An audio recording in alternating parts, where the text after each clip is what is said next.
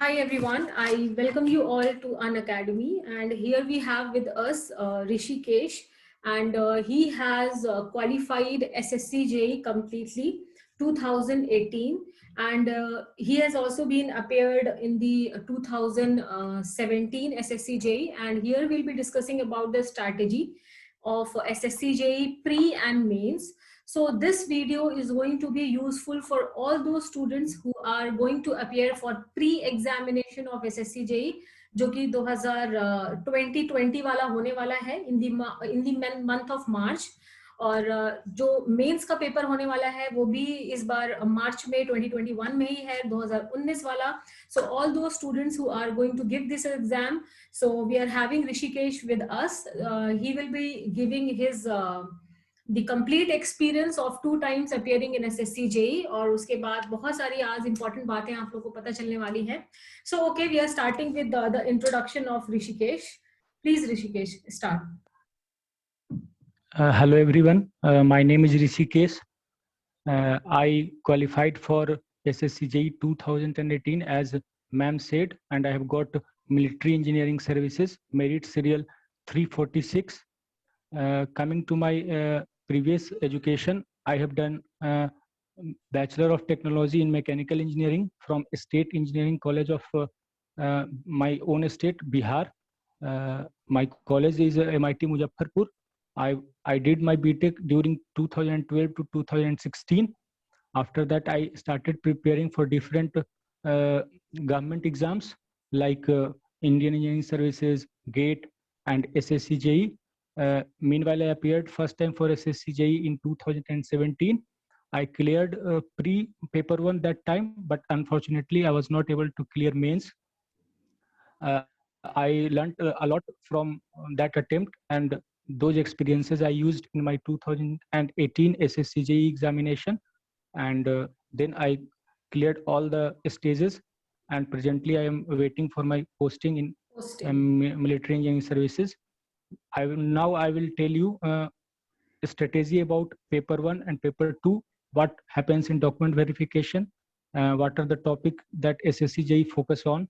So talking about the pattern of SSC JEE paper 1. एक minute Rishikesh, एक minute, I'll interrupt you in this. हम लोग ना point by point जाएंगे so that I can add the tags in the video. So first of all, I will like you to discuss about the pre-examination जो था, जो pre examination होता है, paper 1 होता है जिसमें कि 100 मार्क्स का टेक्निकल है, 50 मार्क्स का जीएस है, 50 मार्क्स की रीजनिंग है. तो सबसे पहले आपका दोनों साल का एक्सपीरियंस बताइएगा, टेक्निकल का 2017 एज वेल एज 18, और आपने क्या मिस्टेक्स की थी और उन मिस्टेक्स को कैसे इंप्रूव किया था. टेक्निकल के बारे में बात करेंगे हम लोग पहले. यस मैम, जी स्टार्ट. पेपर वन जैसा कि आपका पेपर 1 में टोटल 200 मार्क्स के क्वेश्चंस होते हैं ऑब्जेक्टिव टाइप, जिसमें आपका 100 मार्क्स टेक्निकल का होता है जिस भी स्ट्रीम से आप होंगे, एंड अदर 50 मार्क्स आपका जनरल स्टडीज से होता है, और अदर 50 मार्क्स रीजनिंग के होते हैं. तो सबसे पहले अगर टेक्निकल के बारे में बात करें तो जो भी सिलेबस है आपका SSC JEE का, अगर आप ध्यान से उसके नोटिफिकेशन में देखे होंगे तो पेपर 1 का सिलेबस और पेपर 2 के सिलेबस में काफी ज्यादा अंतर है. पेपर 1 का सिलेबस शॉर्ट एंड क्रिस्प और प्रिसाइज है, और पेपर 2 थोड़ा इलेबोरेटिव है. तो सबसे पहले पेपर 1 का अगर बात करें तो स्टिक टू द सिलेबस, और आपको उसमें क्वेश्चंस हर एक टॉपिक से मिल जाएंगे जो भी उन्होंने सिलेबस में मेंशन कर रखा है. यहाँ पे मैं आपको डिटेल बता दूं कि SSC JEE में even in paper 1 and paper 2 as well आपका इंडस्ट्रियल इंजीनियरिंग और heat and mass transfer topic नहीं है सिलेबस में, इसलिए उससे कोई भी क्वेश्चन जनरली नहीं पूछे जाते हैं. तो वो टॉपिक अगर आप स्पेसिफिकली SSC JEE की तैयारी कर रहे हैं तो वो 2 टॉपिक को आप किनारे करके तैयारी कर सकते हैं. अब अगर मेरे एक्सपीरियंस की बात की जाए, टेक्निकल में 2017 और 18 मैंने 2 एग्जाम दिए थे. तो 2017 का मुझे याद है जनरली पेपर उस समय इजी एंड मॉडरेट लेवल का था. हर एक टॉपिक से उसमें क्वेश्चंस थे, आपके थर्मोडायनेमिक्स से, फ्लूइड मैकेनिक्स से, आपका मटेरियल साइंस से, और उसमें आपने अगर सिलेबस में ध्यान दिया हो तो एक स्टील स्पेशल टॉपिक उन्होंने पेपर 1 में ऐड कर रखा है. उससे भी अच्छे खासे क्वेश्चंस आते हैं जो कि अमूमन दूसरे एग्जाम्स में देखने को नहीं मिलते हैं. उसको मटेरियल साइंस में ही ऐड किया हुआ रहता है अदर एग्जामिनेशन में. तो उसके रिगार्डिंग आपकी तैयारी ऐसी होनी चाहिए कि एक एक टॉपिक का आपका नोट्स बना हो, आप प्रीवियस ईयर से कनेक्ट करें कि हाँ उस टॉपिक में किस तरह के क्वेश्चंस आते हैं, क्योंकि हर एक एग्जाम का अपना अपना एक क्वेश्चन पूछने का तरीका होता है और वो दूसरे दूसरे एग्जाम से अलग होता है। हो सकता है कि आपको कुछ रिपीटेड क्वेश्चंस में मिल जाए इंजीनियरिंग सर्विसेज एग्जामिनेशन के या अदर कोई स्टेट इंजीनियरिंग एग्जामिनेशन के, बट फिर भी बहुत सारे ऐसे क्वेश्चंस होते हैं जो अमूमन मतलब जब आप पढ़ेंगे तैयारी करेंगे तो आपको लगेगा कि नहीं ये एसएससी जेई में पूछा जा सकता है, जो कि दूसरे एग्जामिनेशंस में रेयरली ही आपको मिले। तो 2017 में टोटल 100 टेक्निकल क्वेश्चंस में ऑल अराउंड सारा टॉपिक कवर किया ही गया था जो भी उसके सिलेबस में है। और जैसे आपका थ्योरी ऑफ मशीन हो गया, स्ट्रेंथ ऑफ मटेरियल हो गया, इसमें पेपर 1 में कोई सिर्फ और सिर्फ नाम लिखे हुए हैं कि स्ट्रेंथ ऑफ मटेरियल, अब उसमें आपको पूरा क्वेश्चन पूरा टॉपिक पढ़ना पड़ेगा क्योंकि सब टॉपिक्स उसमें डिफाइन नहीं है, तो उसमें आपको पूरा पढ़ना ही पड़ेगा। उसी तरह से थ्योरी ऑफ मशीन हो गया, उसी तरह से मशीन डिजाइन हो गया। तो ये सब है कि चूंकि टॉपिक के नाम लिखे हुए हैं तो आप उसमें कुछ ज्यादा कर नहीं सकते कि क्योंकि सब टॉपिक है नहीं, तो आप पूरा सिलेबस जो अमूमन बैचलर्स ऑफ टेक्नोलॉजी लेवल पर आप पढ़ते हैं डिफरेंट एग्जाम्स के लिए, तो वो आपको पूरा पढ़ना पड़ेगा।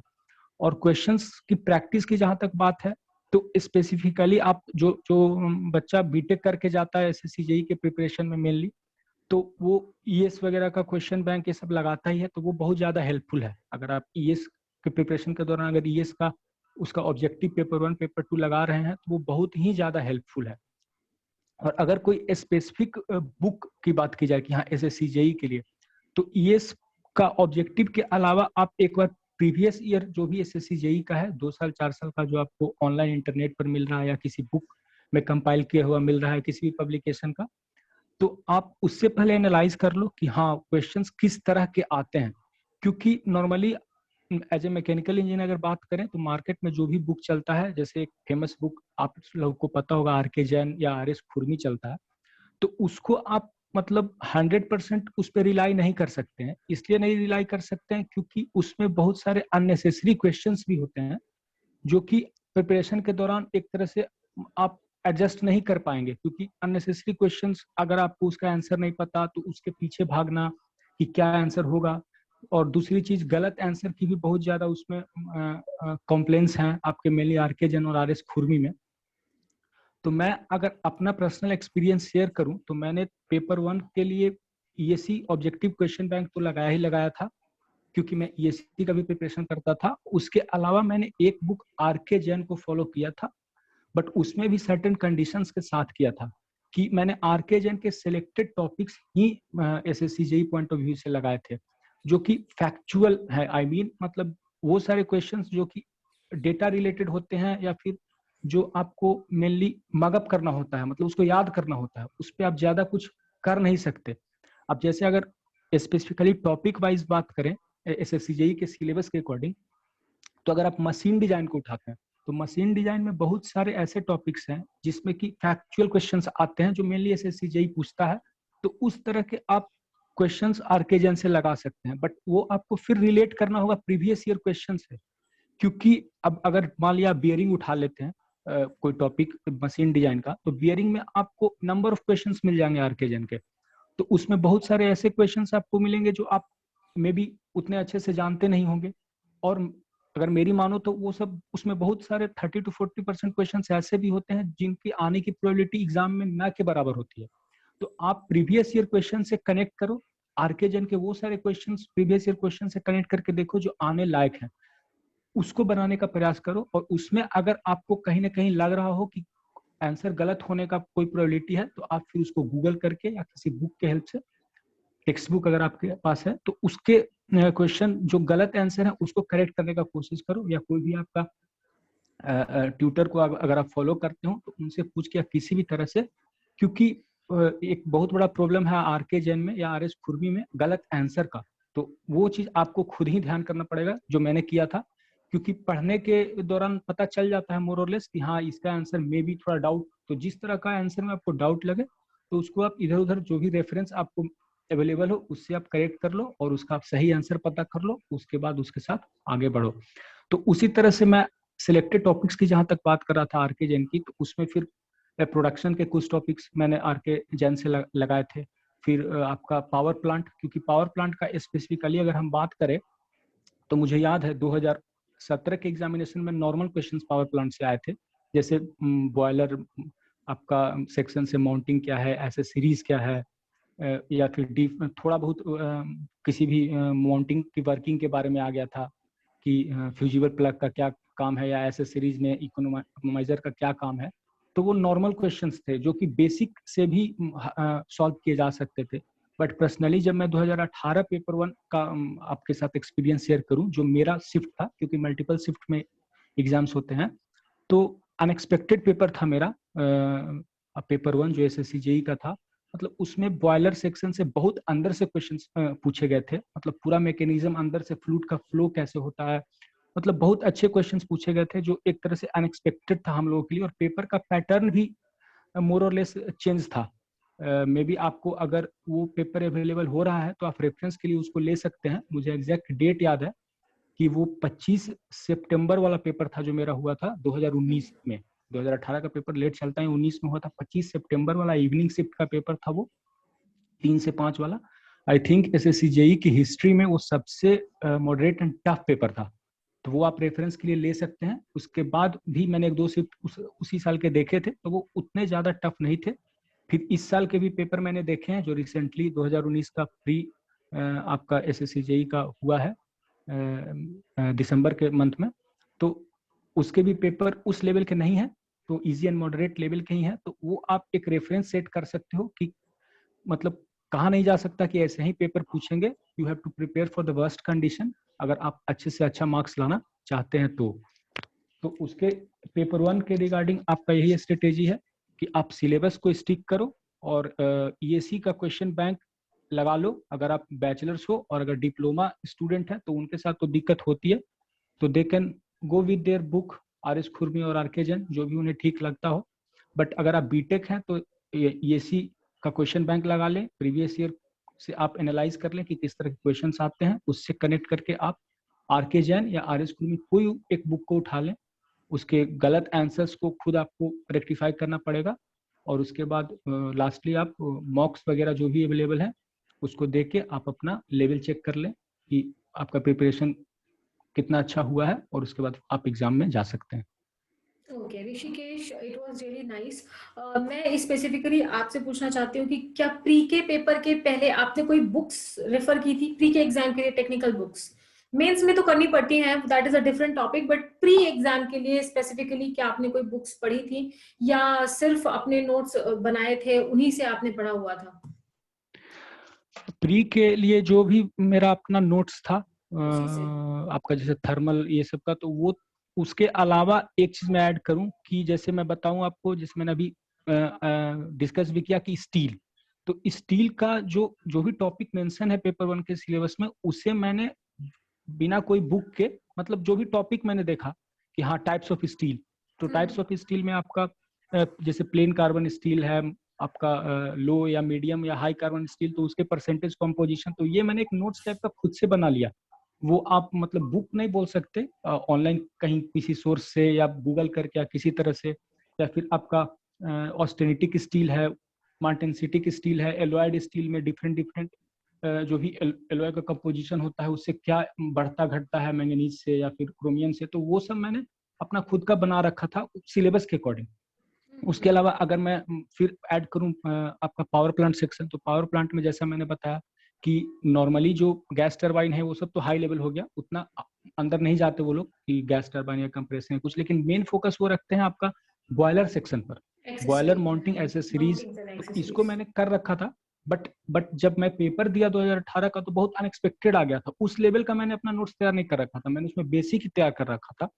बट फिर भी थोड़ा बहुत जो मैंने अपना पढ़ रखा था हायर एग्जामिनेशन के लिए भी, तो वो भी मेरा उसमें आया, हेल्पफुल हुआ। तो उस रिगार्डिंग मैंने अपना नोट्स बना रखा था, जहां पर भी मुझे लैक लग रहा था कि जो कि मुझे पहले से बनाया हुआ जो मेरा नोट्स है उसमें जो भी इंक्लूडेड नहीं है उसको मैंने अलग से बना रखा था। बट स्पेसिफिकली कोई बुक मैंने प्रेफर नहीं किया था टेक्निकल के लिए, पेपर 1 के लिए नहीं। पेपर 1 में जरूरत भी नहीं होती है, that is what the important thing is, but बहुत सारे लोग अपना टाइम वेस्ट कर देते हैं बुक्स वगैरह पढ़ने के लिए।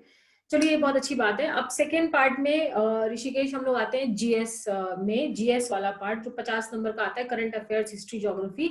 और मैं सभी लोगों को ये बोलना चाहती हूँ, अभी जो लोग ये वीडियो देख रहे हैं, एक बहुत अच्छी बात है कि ऋषिकेश ने जो खुद के नोट्स बनाए थे जीएस पार्ट के लिए, वो उन्होंने शेयर किए हैं। वो आपको वेरियस ग्रुप्स में मिल जाएंगे। मेरा ग्रुप भी है, मीनू लाइव टेलीग्राम ग्रुप, उसके अलावा लीड गेट चैनल का भी ग्रुप है, लेट्स क्रैक गेट टीएससी वाला भी ग्रुप है, या ऋषिकेश आप कोई भी चैनल बताएंगे या उनका खुद का ग्रुप होगा वो बता देंगे, वहां पे वो आपको नोट्स मिल जाएंगे। तो आप वो एज अ रेफरेंस ले सकते हैं, जो कि इन्होंने खुद बनाए हैं।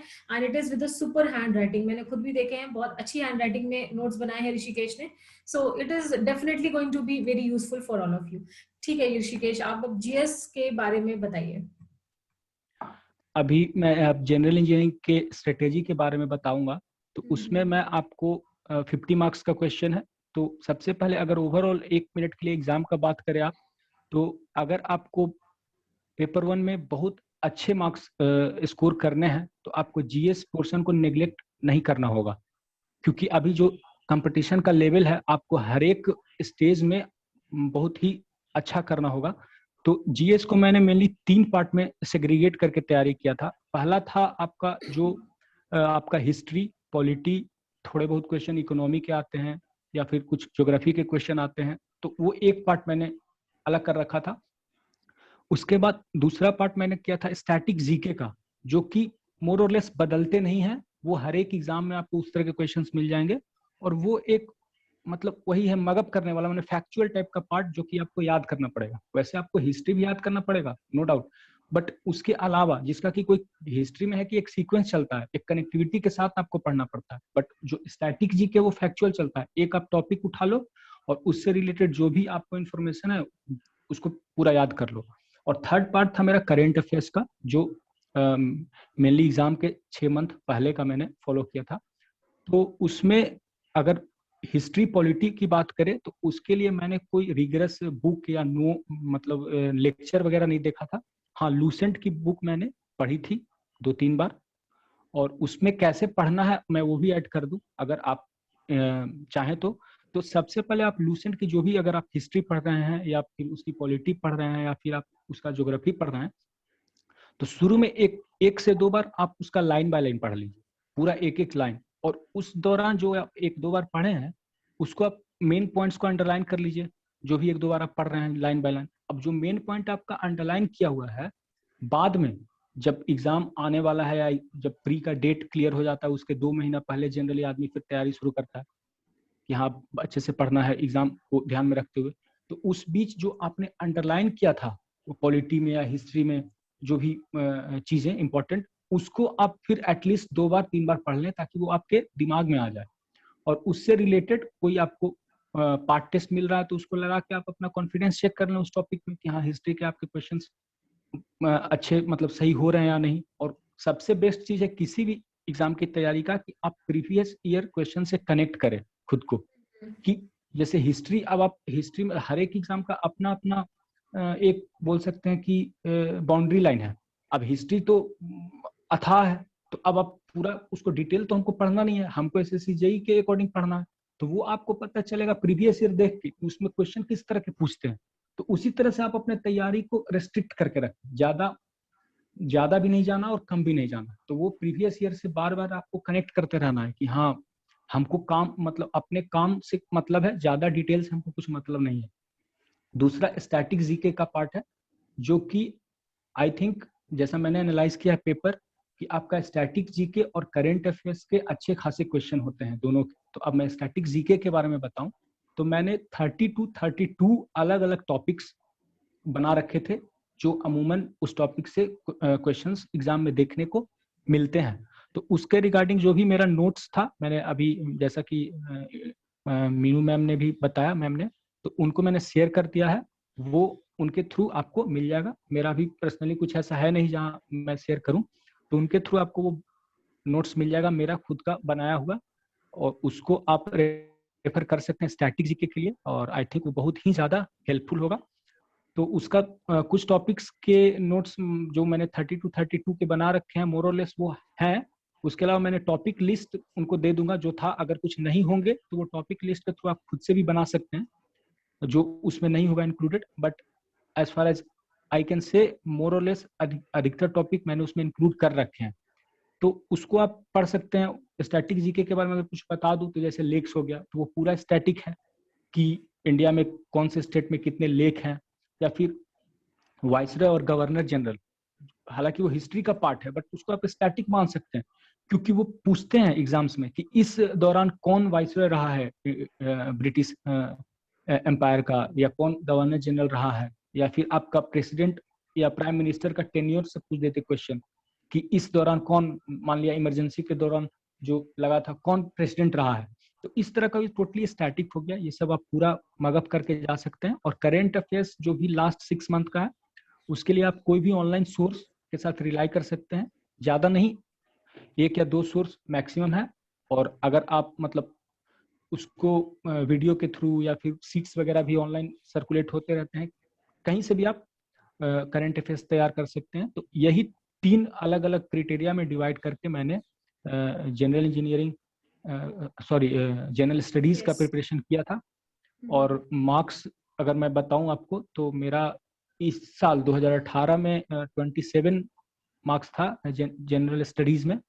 2017 में भी मेरे अच्छे मार्क्स ही थे, बट मुझे उतना याद नहीं है क्योंकि वो पेपर बहुत टाइम हो गया, बट अच्छे मार्क्स ही थे मोरलेस। लेकिन 2017 मैंने उतना कुछ किया नहीं था उस दौरान, बट बाद में मैंने जब एक अटेम्प्ट मेरा मतलब नहीं हो पाया तो मैंने फिर सोचा, तो उसके बाद मैंने ये सब किया था। ओके, तो I'll be sharing this notes of Rishikesh. Next है रीजनिंग वाला पार्ट जो कि 50 नंबर का आता है, उसके बारे में बात करेंगे। तो रीजनिंग के लिए मैंने कोई बुक प्रिफर नहीं की थी, और अगर ऑनेस्टली बोलूं तो उसके लिए कोई बुक का मतलब नेसेसिटी भी नहीं है रीजनिंग के लिए। मैंने जो किया था ओनली एंड ओनली प्रैक्टिस किया था। अब प्रैक्टिस में भी एक स्मार्ट प्रैक्टिस का जरूरत होता है, तो उसके लिए आप कहाँ से प्रैक्टिस करें, डाउट ये होता है स्टूडेंट्स के मन में। तो सिंपल है, आप प्रीवियस ईयर क्वेश्चन से प्रैक्टिस कीजिए।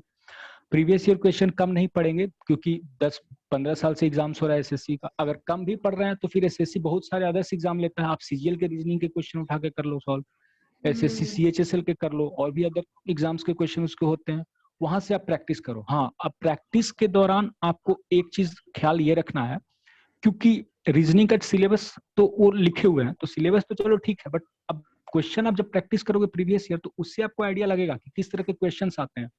तो वो क्वेश्चंस एक तरह से उसका फिक्स है कि रीजनिंग में ये टॉपिक के क्वेश्चन आते हैं, एनालॉजी के ये क्वेश्चंस आएंगे, अल्फाबेटिकल सीरीज के ये क्वेश्चंस आएंगे, मिरर इमेज का एक क्वेश्चन रहेगा ही रहेगा, ब्लड रिलेशन का एक क्वेश्चन रहेगा ही रहेगा। तो जब आप उसका मॉक्स टाइप का या प्रैक्टिस टाइप का बनाएंगे, तो आपको खुद इंडिविजुअली फील होगा कि ये जो मेरा टॉपिक है ये वीक है। मे बी आपके साथ हो सकता है कि मिरर इमेज में आप गलती कर रहे होंगे कोई क्वेश्चंस, या डाइस का प्रॉब्लम आप गलती कर रहे होंगे। तो वो जो सब टॉपिक है जिसके कि आप प्रॉब्लम्स गलती कर दे रहे हैं प्रैक्टिस के दौरान, उससे रिलेटेड कोई भी 4-5 मिनट का वीडियो जो आपको यूट्यूब पर या कहीं भी मिल रहा है, मान लो डाइस का बहुत बताते हैं, जैसे मैं पर्सनली बताऊं तो डाइस का हमको कुछ कुछ प्रॉब्लम होता था, तो 4-5 मिनट का हम यूट्यूब पर किसी का वीडियो देख के और समझते थे कि हाँ डाइस का क्वेश्चन फिर कैसे सॉल्व करना है, तो फिर धीरे धीरे मैंने अपना वो रेक्टिफाई कर। तो वो आपके पर्सनल जो भी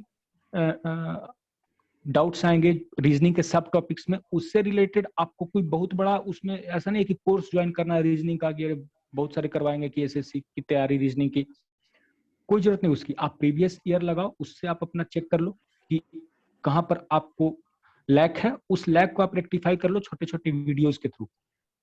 और द की है रीजनिंग में सबसे ज्यादा जो क्वेश्चन आपको अगर मार्क्स रीजनिंग में उठाने हैं, तो उसका की है प्रैक्टिस।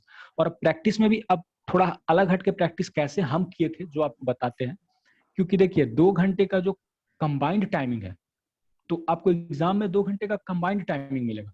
अब उसमें एडजस्ट करना कि कौन सा सेक्शन पे कितना टाइम आपको देना है, वो आप पहले से सोच के जरूर जाएंगे, बट वहां अगर पेपर अनएक्सपेक्टेड आ गया तो मे भी हो सकता है रीजनिंग आपसे ज्यादा टाइम लेने लगेगा, या टेक्निकल आपसे ज्यादा टाइम लेने लगेगा, जैसा कि मेरे साथ 2018 में हुआ था। टेक्निकल का इतना ज्यादा अनएक्सपेक्टेड पेपर था, मैं कोशिश करूंगा ढूंढ के 2018 पेपर का जो मेरा पेपर था उसका क्वेश्चन अगर होगा तो मैं मैम को शेयर कर दूंगा। वो रियली हेल्पफुल पेपर था, टेक्निकल वो टोटल है उसमें। तो वो अनएक्सपेक्टेड आपको आ जाएगा तो आपकी टाइमिंग मिसमैच हो जाएगी उस समय, तो फिर उस समय आप पैनिक कर जाइएगा। तो इसलिए सबसे बेस्ट है कि रीजनिंग आप पार्ट टेस्ट पर रिलाई करो। Part test in the sense कि आप देखोगे जो भी आप अगर ऑनलाइन सोर्स आप ज्वाइन करोगे तो वो 30 मिनट में 50 रीजनिंग के पार्ट टेस्ट करवाते हैं, वो 10-15 मॉक्स रहेंगे। तो आप एक बार प्रीवियस ईयर से अपना रीजनिंग पूरा अच्छा कर लो, जहां भी आपको लैक लग रहा है उसको आप रेक्टिफाई कर लो, उसके बाद आप पार्ट टेस्ट में देने का कोशिश करो। और आप कोशिश करो कि 30 मिनट के अंदर मैं मैक्सिमम क्वेश्चन सॉल्व कर लूं रीजनिंग का, क्योंकि 50 क्वेश्चन के लिए 30 मिनट अच्छा टाइम होता है। मतलब अगर उसमें आप कर लेते हैं तो बहुत ही हेल्पफुल हो जाएगा आपको अदर सेक्शन को जब आपको अटेम्प्ट लेना होगा, कंबाइंड जब आपको एग्जाम देना है फुल टेस्ट या फिर वहां पे एसएससी का जाके, तो बहुत ही हेल्पफुल हो जाएगा। अब उसमें दिक्कत आपको आएगी, बहुत बार ऐसा होता है कि 30 मिनट में आप 40-35 ही कर पाइएगा, तो उसी को आपको बार बार बढ़ाना है। ठीक है, एक मॉक में मैं 35 ही कर पाया, तो फिर मैं प्रैक्टिस करके 40 करूंगा, 45 करूंगा। अगर आप मेरी मानो, अब अगर आप 40-42 क्वेश्चन तक भी 30 मिनट के अंदर रीजनिंग का कर ले रहे हो, तो कंबाइंड जब आप एग्जाम दोगे तो उस दौरान 2 से 3 मिनट में आप फिर नेक्स्ट बचा हुआ क्वेश्चन कर लोगे, यानी मैक्सिमम 35 मिनट में आप 50 क्वेश्चन रीजनिंग का कर लोगे। तो वो आपको पार्ट टेस्ट ही स्पीड आपकी बढ़ाएगा। और एक्यूरेसी का भी ध्यान आपको रखना है स्पीड के साथ साथ, क्योंकि रीजनिंग का मतलब है कि आप एक्यूरेट रहो। आप जितना क्वेश्चन बना रहे हो गलत नहीं होना चाहिए, एक आध गलत में भी हो जाते हैं, वो ह्यूमन एरर है, बट क्योंकि वो आपको स्कोर देगा रीजनिंग। क्योंकि जीएस में आपको पता नहीं कौन सा पेपर आएगा नहीं आएगा, टेक्निकल में भी बहुत सारा अनएक्सपेक्टेड थिंग्स हो जाते हैं, बट रीजनिंग है आपको कि उसमें अगर आप अच्छा स्कोर कर रहे हो 45 से ऊपर, बहुत सारे मेरे नॉन फ्रेंड्स हैं जो अच्छा किए हैं, मतलब 48 50 आउट ऑफ 50 भी कर दिया है, तो वो आपको रियली हेल्पफुल होगा। तो रीजनिंग के लिए मैंने कोई बुक स्पेसिफिकली नहीं फॉलो किया था, सिर्फ और सिर्फ प्रैक्टिस, और जो भी आपको प्रैक्टिस के दौरान आपको लैक लग रहा है उसको आप छोटे छोटे वीडियोस के थ्रू या कोई भी रेफरेंस लेके आप उसको रेक्टिफाई करके रीजनिंग की तैयारी पूरी कर सकते हैं। ऋषिकेश, रीजनिंग में कितना मार्क्स था आपका? मेरा 43 मार्क्स था, 43 मार्क्स था, जो 2018 2018 वाला, paper. Right? Okay okay okay. तो उसमें भी आपने कोई बुक्स नहीं किया था? 2017 में जब मैंने भी दिया था तब भी कोई बुक्स नहीं किया था? बुक्स की जरूरत होती नहीं है रीजनिंग में, थोड़ा दिमाग चलतू होना चाहिए तो आप उसको कर लेते हो। अच्छा, तो ये सारा पार्ट हमारा उसका था जो लोग प्री का एग्जाम दे रहे हैं 2020 या लेटर ऑन स्टेजेस में, बिकॉज ये वीडियो तो काफी दिन चलेगा। तो ये हमारा प्री वाला पार्ट डिस्कस हो चुका है। और इसमें मैं एक चीज ऋषिकेश आपसे और पूछना चाहती हूँ, जो बहुत सारे स्टूडेंट्स का डाउट होता है, टेस्ट सीरीज ज्वाइन करें ना करें। बिकॉज मैं personally I have also given 2017 का पेपर और क्वालिफाई भी किया है, तो मैंने कोई टेस्ट सीरीज नहीं ज्वाइन की थी एसएससी जे की। बट मैं आपसे भी ये जानना चाहती हूँ, whether you join the any test series of any institute, उससे मैटर नहीं है क्या टेस्ट सीरीज आपने ज्वाइन की थी स्पेसिफिकली एसएससी जे के लिए? एसएससी जेई के लिए मैंने स्पेसिफिकली कोई टेस्ट ज्वाइन नहीं कर रखा था। 2017 में तो मैंने, मुझे याद है, दिया भी नहीं था कोई टेस्ट, वो ऐसे ही गया था दे दे। 2018 में मैंने कुछ मॉक्स टाइप के दे रखे थे अपनी तैयारी चेक करने के लिए कि मैं, मतलब मेरी तैयारी कैसी है। तो मैं आपको एक चीज टेस्ट सीरीज के बारे में आपको बता दूं कि अभी जैसा थोड़ा अलग हो गया है। आई मीन जब 2017 की बात करें तो उस समय टेस्ट सीरीज का इतना ज्यादा कोई था नहीं, मार्केट में भी उतना ज्यादा कुछ चलता नहीं था, तो लड़के उस बारे में सोचते भी नहीं थे। बट अभी अगर आप देखो तो मान लो आप हो, आपके साथ 4 आपके दोस्त तैयारी कर रहे हैं, तो उसमें से 2 आपको टेस्ट सीरीज ज्वाइन करने वाले मिल जाएंगे, तो आपको भी लगेगा कि यार ये टेस्ट सीरीज ज्वाइन करें या नहीं करें। तो मैं बोलूँ कि आप करो टेस्ट सीरीज ज्वाइन। अभी अगर आप 2020 के लिए जाना चाह रहे हो, आप पेपर 1 के लिए जो कि मार्च में शेड्यूल्ड है, तो आप टेस्ट सीरीज ज्वाइन कर लो। कोई बहुत बड़ी कोचिंग की टेस्ट सीरीज ज्वाइन करने का कोई मतलब नहीं है, जो भी आपको मतलब प्रिसाइज लगे, सस्ता सा, जो आपको मतलब एज ए स्टूडेंट जिसमें आप कंफर्टेबल हो वो कर लो। लेकिन अब उसको यूज कैसे करना है मैं ये जरूर बता सकता हूँ आपको कि टेस्ट सीरीज आप ज्वाइन कर लिए तो उससे मैक्सिमम आउटपुट आपको कैसे लेना है। तो सबसे पहले उसमें तो बहुत सारे आपको टेस्ट मिलेंगे, पार्ट टेस्ट मिलेगा, सब टॉपिक टॉपिक, तो सारे टेस्ट आप सीरियसली दो। मेनली जो भी पार्ट टेस्ट हैं टॉपिक के और सब टॉपिक के, वो तो आप समझो कि प्रिपरेशन के दौरान ही आप दे दो। जब भी आप टॉपिक का प्रिपेयर कर रहे हो उसको लास्ट तक मत छोड़ो कि हाँ लास्ट में हम सारा देंगे, अभी पढ़ लेते हैं, ऐसा कुछ मत करो। अगर आप थर्मोडायनेमिक्स अभी मान लो प्रीवियस ईयर लगा लिए हो या थर्मोडायनेमिक्स का पूरा बढ़िया से सिलेबस के अकॉर्डिंग पढ़ लिए हो, तो फिर आप जो भी पार्ट टेस्ट है उसका दे दो, आपका टेस्ट सीरीज के अंदर जो भी है। ऐसे करके आप लगभग सब पार्ट और पार्ट टेस्ट पूरा खत्म कर लो। और उसके बाद अब मैं बताने वाला हूँ आपको, जब फाइनली जब आपका 10 दिन 15 दिन बच गया है फाइनल एग्जाम के लिए, तो आप जब फुल टेस्ट को अटेम्प्ट कर रहे हैं, तो उस दौरान मान लो आप पहला टेस्ट दिए, तो आप ये मत देखो कि आपका स्कोर मान लो हो सकता है कि 200 में आपका स्कोर 120 ही आया। अब आप दिमाग में घूमने लगेगा कि अरे कट ऑफ तो 150 जाता है, अब थोड़े ना 10 दिन में मैं 30 नंबर बढ़ा पाऊंगा। या फिर उसमें टॉपर्स का रैंक लिस्ट आप देखोगे तो उसमें हो सकता है कि 170 लाने वाले भी लड़के आपको मिल जाएंगे। तो उस सब देख के आपको बॉदर नहीं होना है कि अरे अब मैं कहाँ हूँ, अब तो मेरा होगा ही नहीं, ये सब कुछ नहीं देखना आपको। अब आप चुपचाप से थोड़ा सा अपना माइंड रिलैक्स करके नेक्स्ट डे या later part of the day उसी दिन आप सेकंड मॉक अटेम्प्ट करो फुल टेस्ट का। अब उसमें कोशिश आपकी यही होनी चाहिए कि अगर आप पहले मॉक में 120 है तो सेकंड मॉक में आपका 119 नंबर नहीं आया, आपका 121 या एक ही नंबर आप बढ़ाओ, बट वो आपका बढ़ना चाहिए।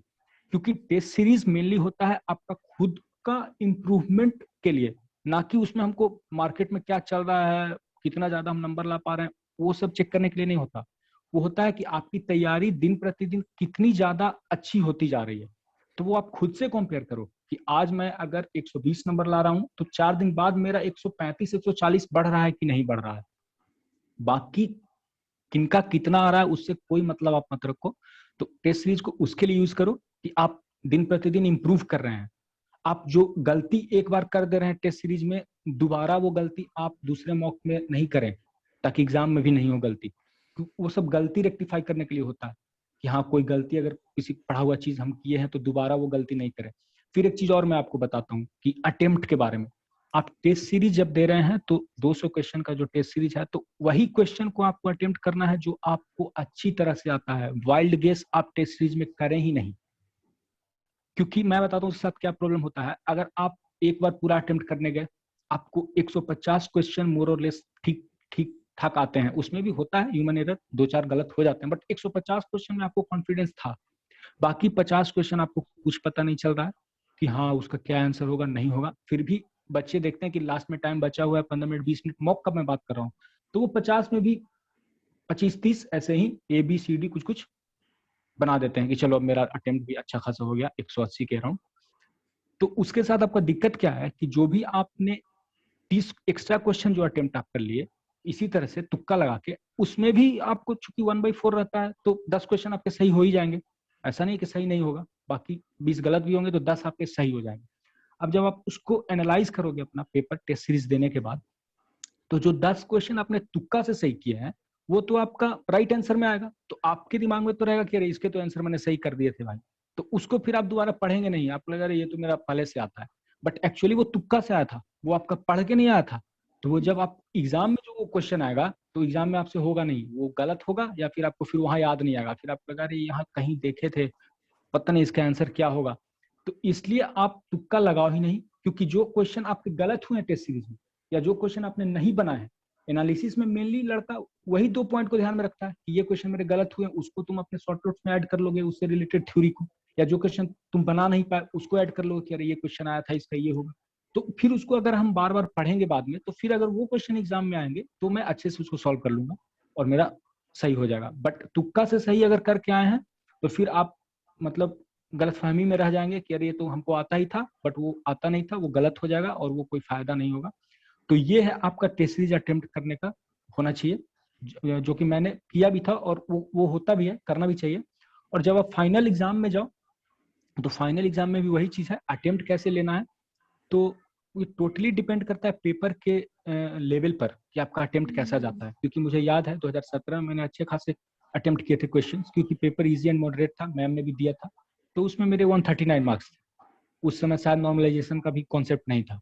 और अब 2018 का मैंने पेपर दिया तो अनएक्सपेक्टेड था मेरा पेपर, स्पेशली मतलब कि क्वेश्चंस भी इस तरह से फ्रेम किए गए थे जो कि बहुत ही मतलब उम्दा तरीके से फ्रेम किए गए थे। तो उसमें पूरा मेरा अटेम्प्ट डाउन हो गया। मतलब हमको तो उम्मीद भी नहीं था कि अरे इस बार तो शायद पेपर 1 क्लियर भी नहीं हो, बट फॉर्चुनेटली क्लियर हो गया था। तो उसमें मेरा अटेम्प्ट पूरा कम था। मुझे एग्जैक्ट अगर बात करूं तो 157 58 के अराउंड मेरा अटेम्प्ट ही था पेपर 1 में। और मेरे रॉ मार्क्स की अगर बात करें, क्योंकि रॉ और नॉर्मलाइज्ड दोनों देता है, अभी नॉर्मलाइजेशन 2018 में स्टार्ट हो गया था, तो मेरे आप टेक्निकल में 61 के अराउंड थे और इधर 43 एंड 20 से मतलब 129 130 के अराउंड पे मेरा रॉ मार्क्स था, जिसमें मेरा अभी सिलेक्शन हुआ। हाँ, बट नॉर्मलाइज्ड स्कोर था मेरा 153। तो वो नॉर्मलाइज का जो फायदा मिला वो मिला पेपर के लेवल के अकॉर्डिंग। अगर पेपर का लेवल मॉडरेट एंड टफ है तो ऑब्वियसली आपका अटेम्प्ट कम रहेगा ही रहेगा, तो उससे आपको बॉदर नहीं करना है कि अरे मैं अटेम्प्ट कम ले लिया और उस अटेम्प्ट बढ़ाने के चक्कर में फिर 10-15 क्वेश्चन गलत सलत बना के आ जाओ। तो जो आ रहा है आप सही बनाओ। हाँ, आप जब एग्जाम दे रहे हो तो कोई ऐसे क्वेश्चंस मिलेंगे जिसमें कि आप दो ऑप्शन को पूरा कंप्लीटली हटा दोगे, 2 ऑप्शन में आपको डाउट है तो उसके साथ आप जा सकते हो इनर इंस्टिंक्ट के साथ कि हाँ ये जाए। बट जहां भी आपको 3 या चारों ऑप्शंस में कंफ्यूजन हो तो मेरे अनुसार आप उसको छोड़ दें, आप उसको अटेम्प्ट नहीं करें, फिर ज्यादा प्रोबेबिलिटी है कि आप निगेटिव मार्क्स आपका हो जाएगा। तो ये पेपर अटेम्प्ट करने का है। बाकी पहले रीजनिंग करना है या पहले जीएस करना है या पहले टेक्निकल करना है, इसका कोई हार्ड एंड फास्ट रूल नहीं है। वो जिसमें भी आप कंफर्टेबल हैं, ये इंडिविजुअल कॉल है, जिस तरह से भी आप कंफर्टेबल हैं उस तरह से आप जाके वहां सॉल्व कीजिए और अपना एग्जाम दीजिए। Okay, so very important point that I am noticing over here is that Rishikesh, 2018 में आपका प्री में मार्क्स था 153 और लगभग 150 के आसपास ही कट ऑफ था। कितना कट ऑफ था 2018 में? 152। 152। आप ये देखो, एक इंपॉर्टेंट चीज नोटिस करने की यहाँ पर ये है, मार्क्स कट ऑफ था 152 और आपका आया 153 मार्क्स। वहीं 2017 में आई थिंक जनरल की जो कट ऑफ थी, क्योंकि वो मैंने भी पेपर दिया था इसलिए मेरे को याद है, 136 दशमलव कुछ थी, 136.25 थी। और I also scored around like 140 के ऊपर ही था, कुछ इधर उधर आपके बराबर ही मान लेते हैं आपके लिए। अब आप ये देखो कि ये जो मार्क्स है आपका 153, वो कट ऑफ के एक नंबर ही ज्यादा है, लेकिन आपने मेंस में ऐसा स्कोर किया है ना कि आप बहुत आगे पहुंच गए।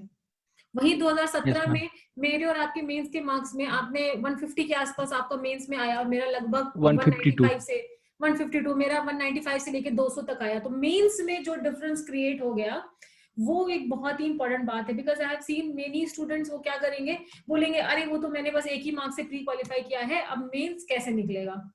वो तो बच्चे क्या होते हैं ना, वो थोड़ा डाउन हो जाते हैं वहीं पर।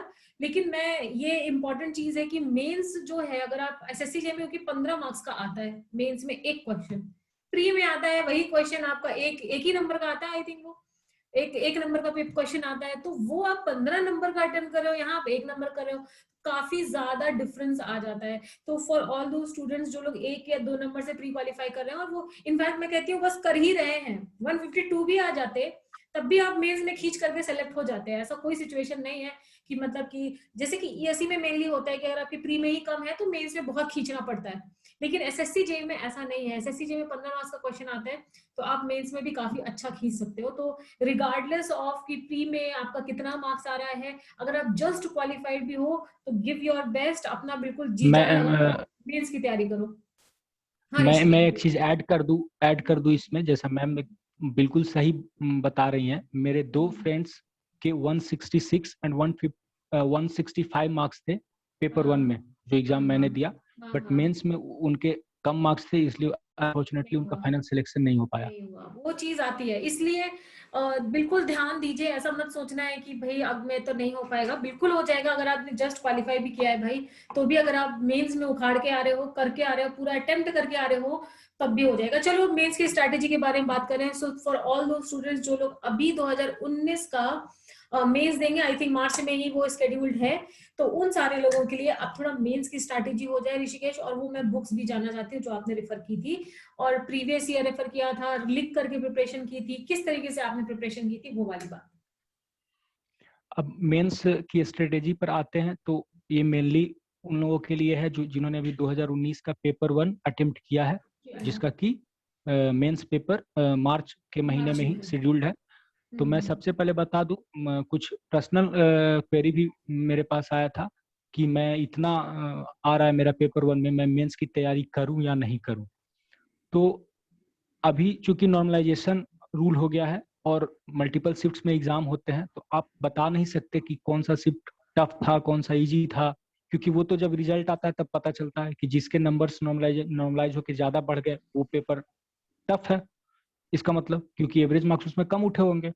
तो पर्सनली अगर मेरी मानो आप, तो अगर आप रॉ मार्क्स 130 के अराउंड भी आपके आ रहे हैं तो आप मेंस की प्रिपरेशन अच्छे से करना स्टार्ट कर दो, क्योंकि रिजल्ट का शेड्यूल है फेब लास्ट में आई थिंक, और उसका एग्जाम है मार्च मिड में 20 और 21। तो वो फिर 10-15 दिन में आप मे बी, अगर आप 1 मार्क्स से, जैसे मैं हुआ था, आप हो भी गए तो आप नहीं, उस बीच में फिर बहुत लैक हो जाएगा आपका, बहुत ज्यादा प्रोबेबिलिटी बन जाएगा कि मे बी ना हो। तो इसलिए एक चीज, जो ये वीडियो अभी देखेंगे, अभी मेंस में 1 महीने का लगभग टाइम है, तो अगर 130 के अराउंड भी आपको रॉ मार्क्स आ रहा है तो आप मेंस की तैयारी अगर स्टार्ट पहले से कर दिए तब तो बहुत अच्छी बात है, और अगर नहीं भी किए हैं तो अभी से आप तैयारी स्टार्ट कर सकते हैं।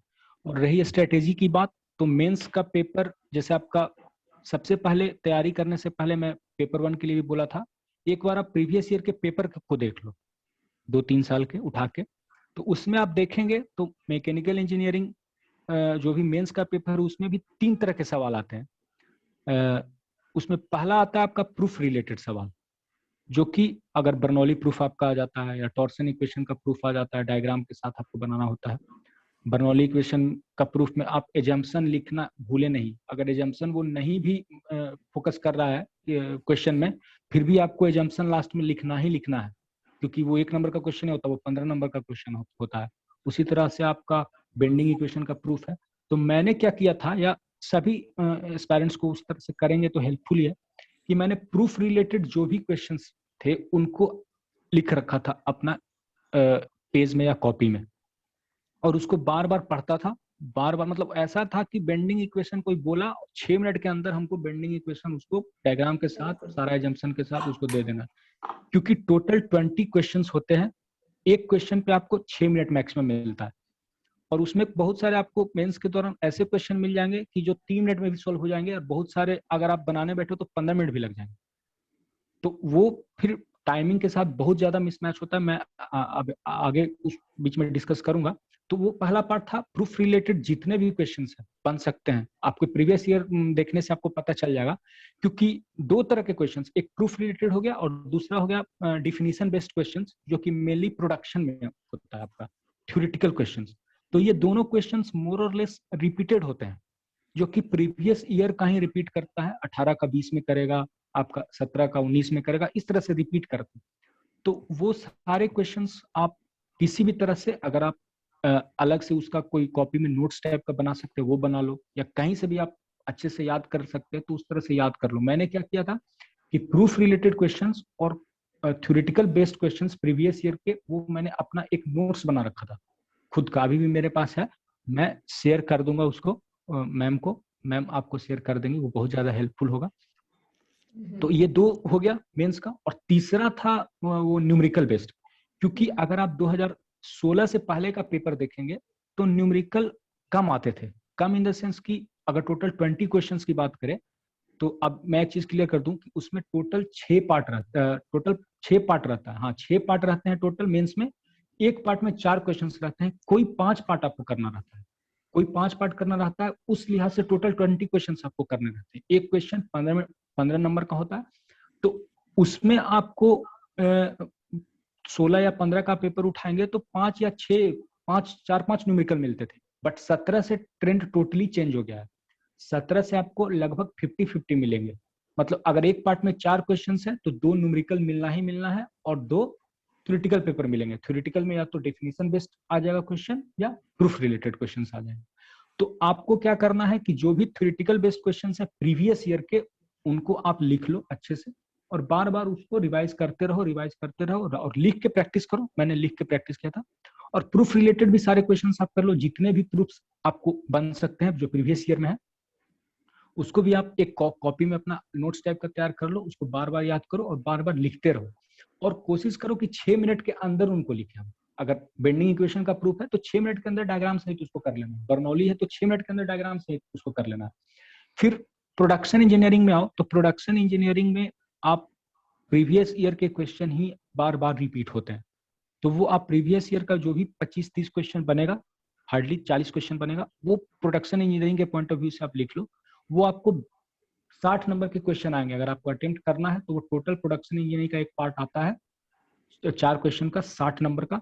तो उसमें कैसे क्वेश्चंस आते हैं स्पेसिफिकली अगर बात करें, तो अगर कास्टिंग आप उठाओ तो या तो टाइप्स ऑफ कास्टिंग से आ जाएगा, सेंट्रीफ्यूगल कास्टिंग इलेबोरेट करने आ जाएगा, या डाई कास्टिंग इलेबोरेट करने आ जाएगा। तो वो आप कर दो, या फिर कास्टिंग डिफेक्ट आ जाएगा तो वो आप अगर बनाए हुए हो। अब कास्टिंग डिफेक्ट में क्या है कि वो नंबर दे देते हैं, जैसे हमको याद है मेरे पेपर में थी, स्पेसिफिकली मेंशन था कि discuss 8 casting defect with diagram, आपका उसका कॉज एंड रिमेडी के साथ। अब जब 8 कास्टिंग डिफेक्ट बोल दिया है तो आप 7 भी नहीं कीजिए, 7 भी कीजिएगा तो आपको मे बी 15 नंबर का क्वेश्चन है तो 5 नंबर देगा या 6 नंबर देगा, आप कुछ नहीं बता सकते। अगर 8 बोला है तो आपको 8 कास्टिंग डिफेक्ट वहां लिखना ही है। अब किसी तरह से आप लिखो, फिर डायग्राम स्पेसिफिकली जब मेंशन है क्वेश्चन में डायग्राम के साथ, तो आपको डायग्राम भी बनाना है वहां, रिमेडी और कॉज भी लिखने ही है। तो इस तरह के क्वेश्चन आते हैं। अगर वेल्डिंग की बात करो तो वेल्डिंग में घूमते रहता है, टिग मिग दोनों में अल्टरनेट करता है, या सबमर्ज्ड आर्क वेल्डिंग पूछ देगा, या फिर प्लाज्मा आर्क वेल्डिंग, मतलब मेनली टिग मिग में ही, बट फिर भी आप कर सकते हैं। उसके अलावा वेल्डिंग डिफेक्ट से आ जाएगा question, shaper planar slaughter differentiate करने आ जाता है, या फिर टूल स्पेसिफिकेशन से क्वेश्चन आ जाता है, एएसए जो भी आपका है अमेरिकन स्टैंडर्ड एसोसिएशन का, या फिर ओआरएस सिस्टम का। तो इस तरह से आप नोट्स बना लो वो थ्योरेटिकल, और उसको बार बार पढ़ो, और उसको कोशिश करो कि 6 मिनट के अंदर हम उसको लिख लें पहले। मतलब ये मैं तैयारी बता रहा हूँ पार्ट वाइज करने की, अभी मैं फुल मॉक पे नहीं जा रहा हूँ। और तीसरा होगा न्यूमेरिकल। तो न्यूमेरिकल में सबसे बड़ी चीज है कि न्यूमेरिकल आपको पता नहीं है कि क्या आएगा, तो वो आप प्रीवियस ईयर के सारे क्वेश्चंस करो न्यूमेरिकल टाइप। और जहां तक बुक्स प्रेफर करने की बात है तो आप आर.के. राजपूत की थर्मो की बुक इसके लिए प्रेफर कर सकते हैं।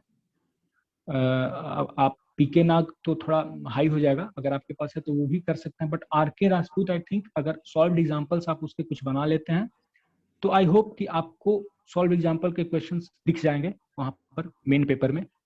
मुझे एक दिख गया था इसी साल।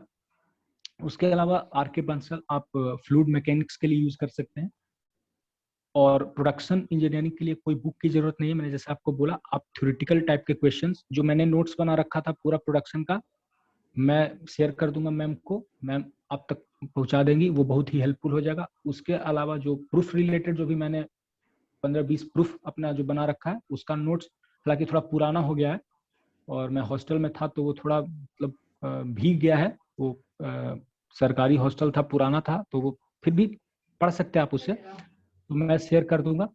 और अब बात करते हैं कि प्रैक्टिस की। तो अभी तक जो मैं आपको बता रहा था तो वो बता रहा था पार्ट वाइज तैयारी के बारे में, कि जो भी एक स्पेसिफिक क्वेश्चन है उसको 6 मिनट के अंदर आपको लिख के भी चेक कर लेना है। अब मैं आपको बताऊंगा होल 2 घंटे का पेपर कैसे अटेम्प्ट करना है। तो अब उसमें है कि टेस्ट सीरीज ज्वाइन करें क्या या नहीं करें। तो देखिए, बहुत सारे स्टूडेंट्स हैं जो कि ऐसे जगह से तैयारी कर रहे हैं जहां आपको मेनली टेस्ट सीरीज नहीं मिलेगा। अब दिल्ली साइड में जो तैयारी कर रहा है तो ठीक है, कोई कोचिंग वाले करवाते हैं टेस्ट सीरीज मेंस के लिए, तो वो वहां ज्वाइन कर लेगा। मतलब लेकिन जो स्मॉल टाउन में तैयारी कर रहा है पटना में, तो यहाँ तो जहाँ तक मुझे पता है एसएससी जेई मेंस का तो कोई टेस्ट सीरीज टाइप का है नहीं, तो उसके लिए बॉदर नहीं कीजिए कि हाँ हमको टेस्ट सीरीज ज्वाइन करके जाके टेस्ट देना, ऐसा कुछ। आप 15-16 जो भी प्रीवियस ईयर पेपर है आप उसको निकाल लो इंटरनेट से, या फिर कहीं आपको मिल जा रहा है वहां से ले लो, और उसको year by year, topic wise अब मैं बात नहीं कर रहा हूँ, ईयर बाय ईयर आपका तैयारी आपको लग रहा है कि मैंने पूरा सिलेबस मेंस का पढ़ लिया, तो अब आप मान लो 2018 का ही पेपर उठा लिया। अब पेपर उठा के पूरा 200 नंबर का पेपर आप सॉल्व करो टाइम के अंदर, कोशिश करो सॉल्व करने का। 2018 का हो गया, उसके बाद 2017 का सॉल्व करने की कोशिश करो, 2016 का सॉल्व करने की कोशिश करो।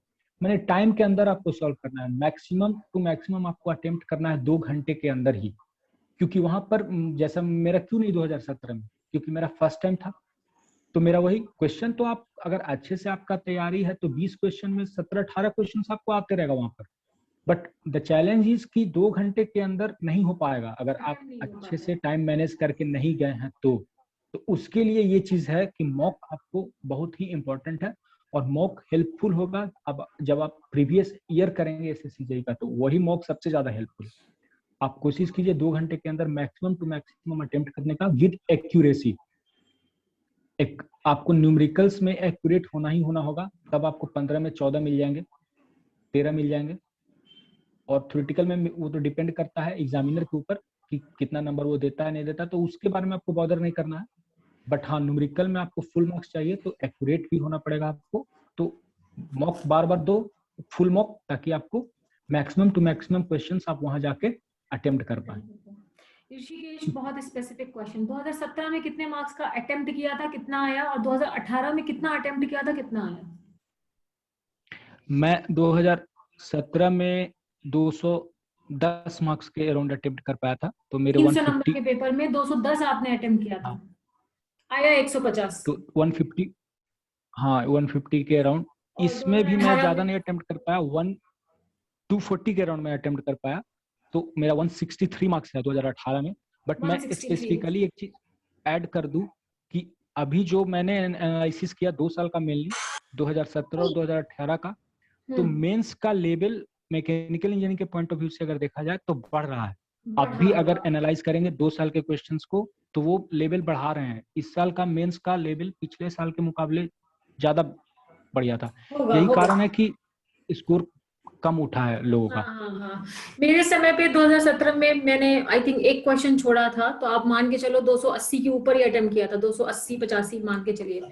उसमें आया लगभग 200 मार्क्स। तो वो अटेम्प्ट ही नहीं करोगे तो आएगा नहीं, तो अटेम्प्ट करना इज वेरी इंपॉर्टेंट, अदरवाइज वो दिक्कत होता है। एक और स्पेसिफिक क्वेश्चन जो हर स्टूडेंट पूछता है, ये बता दो मैम या सर कि 15 नंबर क्वेश्चन में कितने पन्ने भरने हैं? ये सबसे बड़ा सवाल है एसएससी के क्वेश्चन का, कितने पन्ने भरने हैं? पन्ने आपको टोटल 30 से 32 होते हैं। अगर 20 क्वेश्चंस है तो आप देख लो कि उसके अकॉर्डिंग एक क्वेश्चन पे आपके पन्ने कितने पड़ रहे हैं, अगर आपको भरना है तो।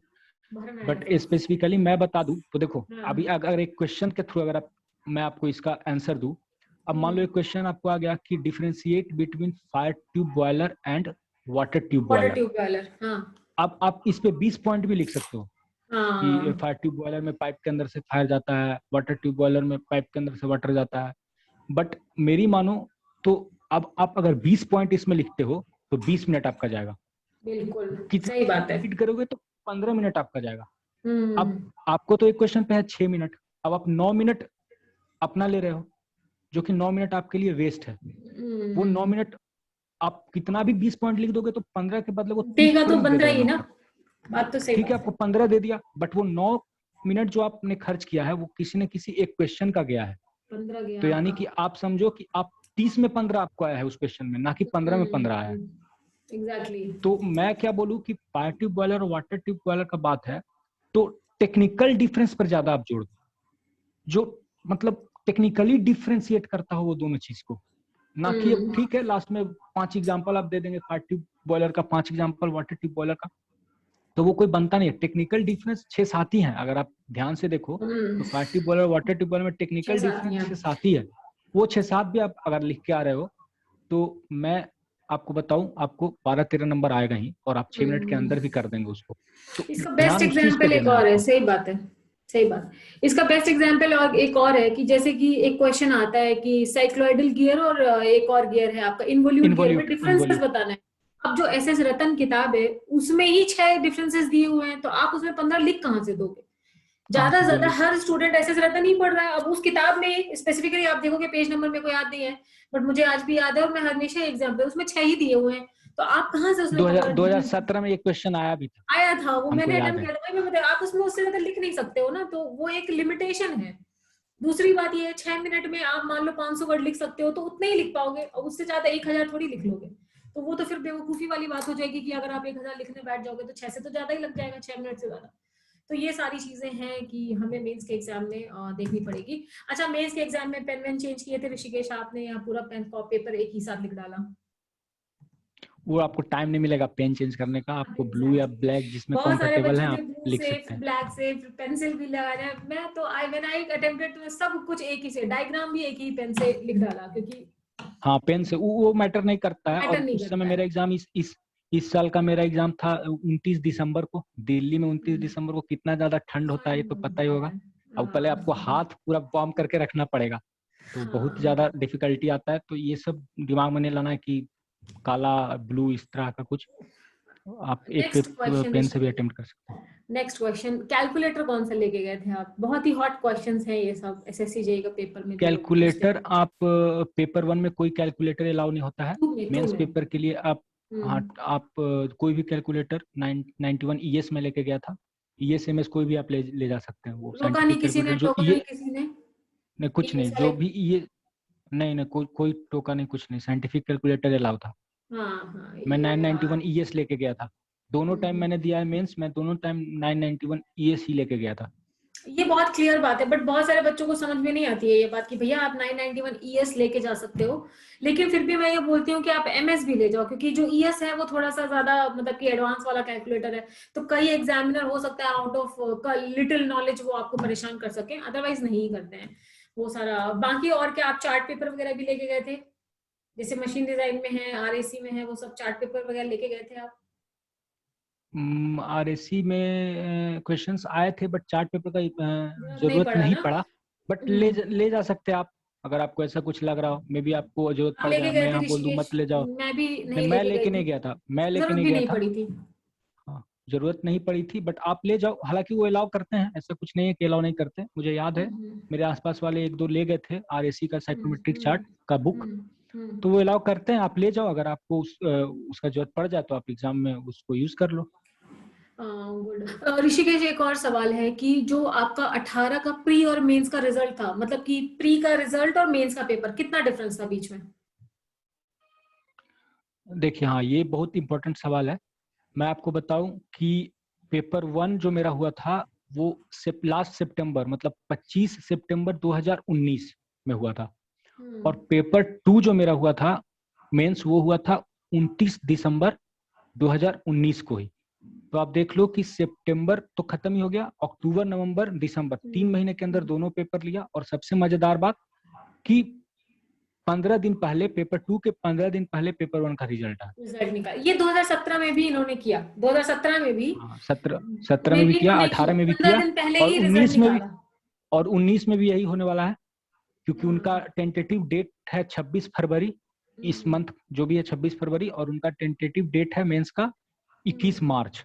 तो आप सोच लो कि कितना ज्यादा का बहुत अंतर है। कंसर्न है। तो यही होता है, तो उनका ट्रेंड यही 2017 चलता में है। भी यही हुआ, 18 में भी यही हुआ, 19 में भी पूरी संभावना है कि यही होना है, और 20 में भी पूरी संभावना है कि यही होना है। तो अगर आप प्रिपेयर करना चाह रहे हो तो कर लो, क्योंकि अगर किसी ने भी ढंग से थ्योरी नहीं पढ़ के रखी है और प्री क्वालिफाई हो रहा है, तो हो सकता है मेंस में आप फिसल जाए। लेकिन अगर सही समय पे मतलब जागृति आ गई अंदर से, तो हो सकता है कि आप बच जाएं। क्योंकि 15 दिन में चीजें मैनेज करना बड़ा ही कठिन होता है, क्योंकि मैंने किया है। मैं बिकॉज जब मैंने एग्जाम दिया था 2017 में, मैं प्री का पेपर देके भूल गई कि एसएससी जेई भी कुछ होता है।